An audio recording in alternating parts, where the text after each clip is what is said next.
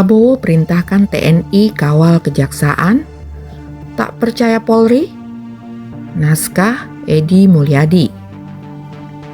Presiden Prabowo Subianto menandatangani Peraturan Presiden Nomor 66 Tahun 2025 tentang perlindungan negara terhadap jaksa dan keluarga dalam melaksanakan tugas dan fungsi kejaksaan. Publik langsung menyimpulkan Perpres itu adalah indikasi ketidakpercayaan Prabowo pada Polri. Perpres menyebut perlindungan terhadap jaksa oleh TNI dan Polri secara bersamaan. Poin inilah yang memantik dugaan publik atas keraguan Presiden terhadap soliditas dan profesionalitas Polri. Bukankah melindungi warga masyarakat adalah tugas Polri? Bukankah jaksa dan keluarganya adalah bagian masyarakat yang perlu dilindungi Polri? Mengapa TNI yang berfungsi untuk pertahanan negara diikutkan Prabowo untuk tugas ini? Tegasnya, kalau Prabowo percaya Polri, kenapa perlu pengamanan tambahan dari TNI? Pertanyaannya paling menohok, dari siapa sebenarnya jaksa harus dilindungi? Netizen negeri Konoha yang terkenal dahsyat langsung curiga. Jangan-jangan ancaman terhadap jaksa justru datang dari dalam institusi negara sendiri, termasuk dari aparat penegak hukum yang bersaing secara internal. Tentu kita paham maksudnya, kan? Rivalitas kejaksaan Polri adalah tanda jelas bahwa sistem hukum Indonesia tidak dikelola dengan baik.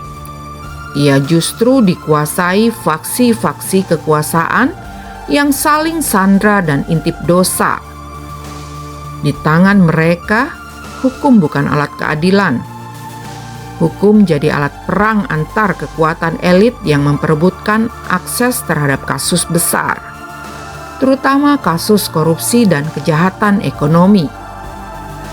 Masih ingat penguntitan terhadap Jaksa Agung Muda Tindak Pidana Khusus oleh anggota Densus 88 Polri pada Mei 2024? Sulit menepis bahwa kejadian memalukan itu adalah refleksi dari konflik soal kewenangan dalam penanganan kasus. Sektor pertambangan dan perkebunan yang melibatkan duit super jumbo jadi ajang rebutan.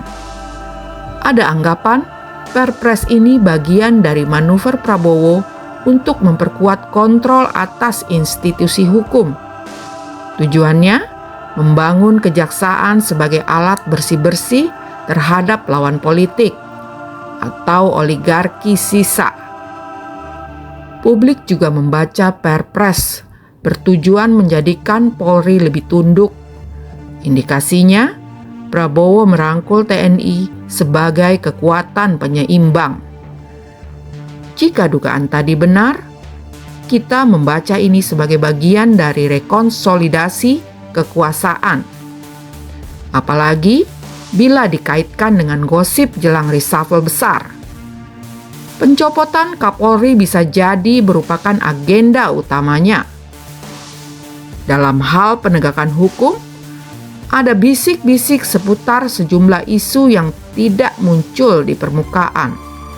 Misalnya, banyak kasus besar yang ditahan karena menunggu momen politik yang tepat. Ada laci-laci kasus di kejaksaan maupun Polri. Isinya bisa digunakan untuk tawar-menawar kekuasaan dan cipratan rezeki haram dari pelaku rasuah kepada penegak hukum.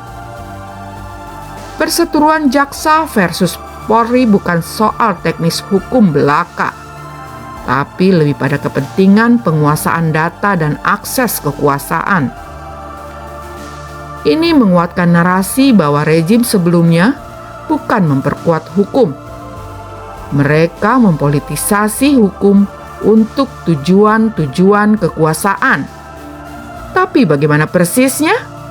Barangkali Presiden Prabowo bersedia membukanya.